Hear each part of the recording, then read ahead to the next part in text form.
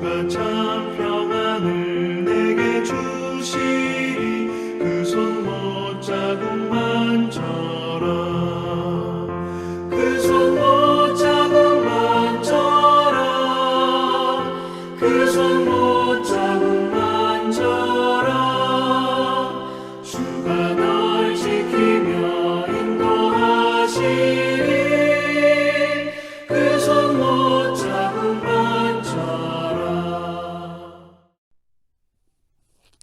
4월 8일 화요일 새벽입니다. 오늘 같이 기도하실 말씀은 창세기 29장 21절에서 30절까지 말씀입니다. 그 중에 25절 봉독해 드립니다.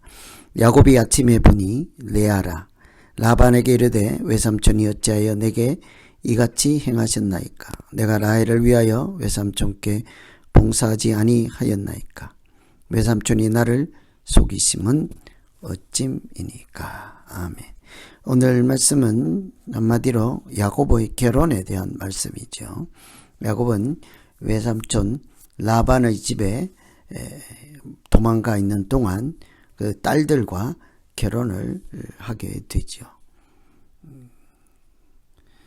야곱의 결혼은 이삭의 결혼과 마찬가지로 사라에게 말씀하신 하나님의 언약인 열국의 어머니 그 자리를 리브가가 이삭의 아내인 리브가가 이어받았지만 이삭에게도 에서와 야곱 두 명밖에 아들이 없었습니다. 하나님께서 그의 후손들이 무별과 같이 많게 하겠다, 민족을 이루겠다 하는 약속은 아직도 여원해 보이죠. 그래서 사실은 야곱의 결혼에 또 한 번 기대를 할 수밖에 없었습니다. 이런 결혼 이야기는 개인의 결혼을 넘어서 야곱의 결혼과 인생을 통해 하나님께서 이미 약속하신 언약을 어떻게 현실화하시고 이루어 가시는지에 대한 말씀으로 읽으면 되겠습니다. 후손이 번성한다 했지만 아직까지 전혀 그런 기미가 보이지 않을 때 하나님은 어떻게 그 언약의 후손들, 언약의 주인공들에게 하나님의 약속의 말씀을 성취하시고 이루어 가시는지 보시면서 기도하면 되겠습니다.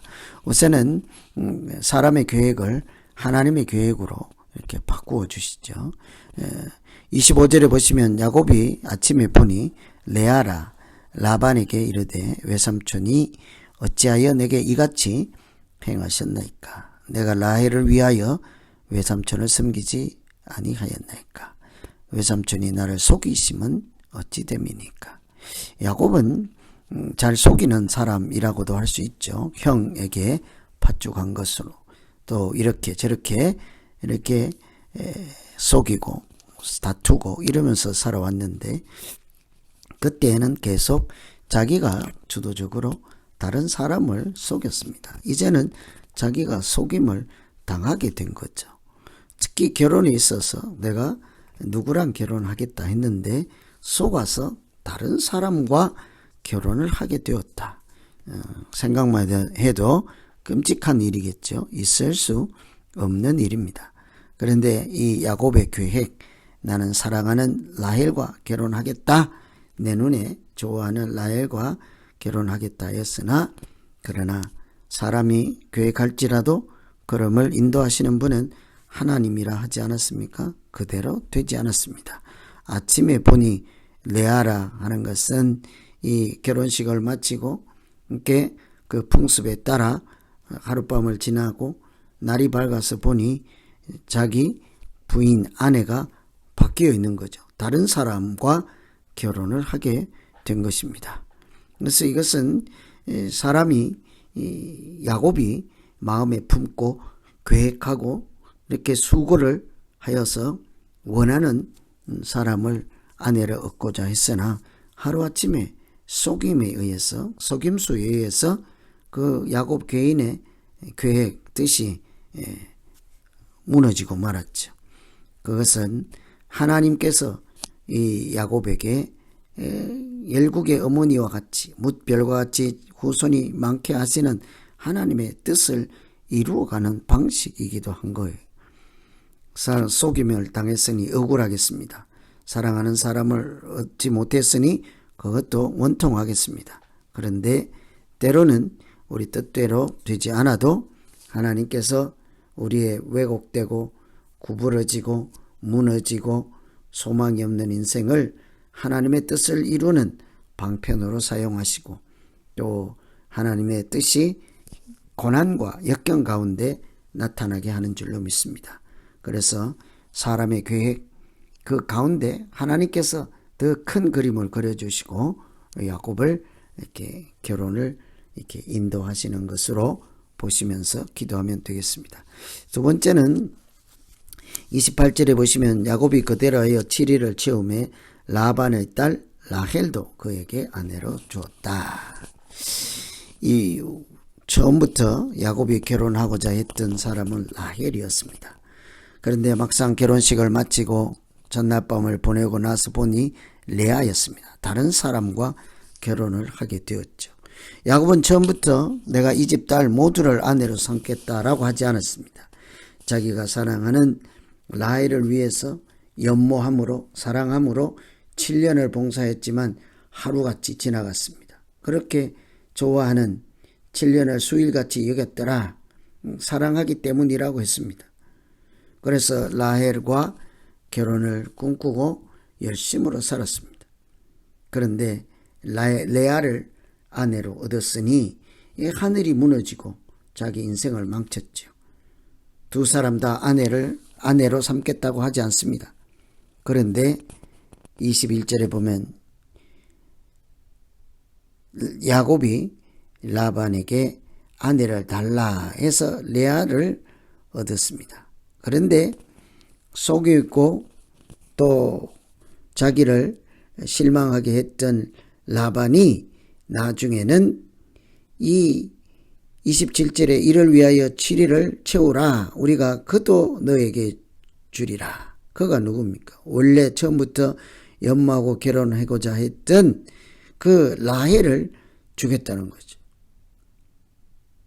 28절에 야곱이 그대로 하여 7일을 채우며 라반이 그 딸 라헬도 그에게 아내로 주었다. 야곱은 처음부터 2명 아내를 생각하지도 않고 요구하지도 않았습니다. 그런데 졸지에 하루아침에 이 야곱은 아내를 2명이나 얻게 생겼습니다. 나중에 그 몸종으로 따라온 여인들까지 아이를 낳게 되었으니 4명의 부인을 둔 거나 마찬가지죠. 처음부터 야곱은 그렇게 부인을 여러 명 이렇게 두겠다라고 하지 않았습니다. 그런데 우여곡절과 또 속임수를 거쳐서 야곱이 마음이 무너지는 고통스러운 과정을 거쳐서 뜻하지도 않게 아내를 4명이나 두게 된 거죠. 레아를 첫 번째 아내로, 라헬을 두 번째 아내로 2명 아내가 생겼습니다. 몸종이 각각 있으니 그들 몸종도 딸려서 졸지에 야곱 주변에 여인이 4명이나 생긴 거죠.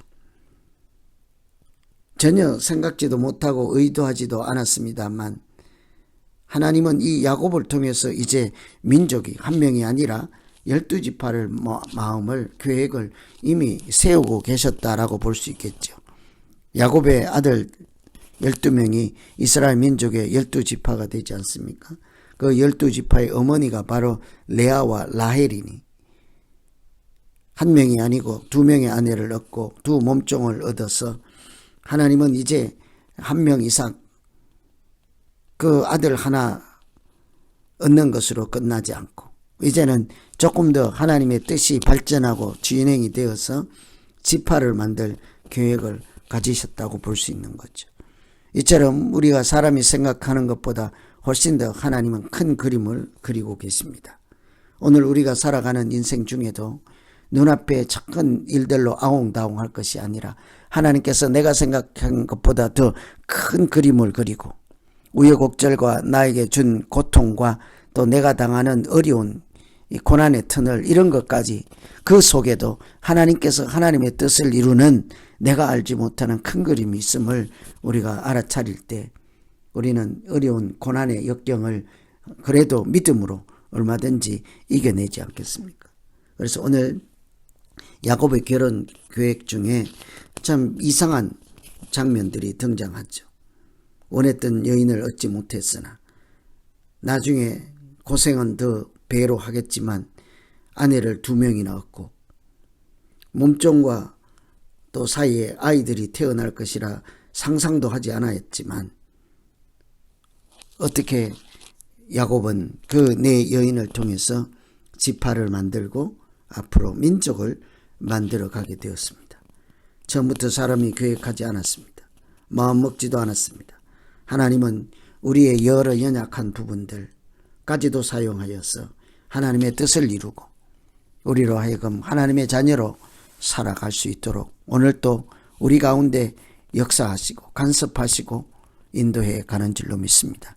오늘 이런 말씀 생각하면서 우리 같이 한번 자기 자신의 믿음 놓고 기도하면 되겠습니다. 하나님 아버지, 크고 작은 계획들을 세우지만 그대로 되지 않을 때가 너무나도 많습니다. 그렇게 되지 않는다고 절망하고 낙심할 것이 아니라 하나님은 우리의 실패와 우리의 허물과 연약함까지도 사용하여서 하나님의 뜻을 이루어 가신다 하는 것을 의지하고 기대하고 또 하나님의 뜻이 성취될 것을 소망하며 믿음으로 살아가는 우리 모두 되게 하여 주시옵소서. 항상 내가 생각한 것보다 더 큰 그림을 그리시고 더 온전한 계획을 세우시는 하나님을 신뢰하며 오늘도 믿음 안에 하나님 은혜 가운데 머물게 하여 주시옵소서. 예수님 이름으로 기도하옵나이다. 아멘. 소서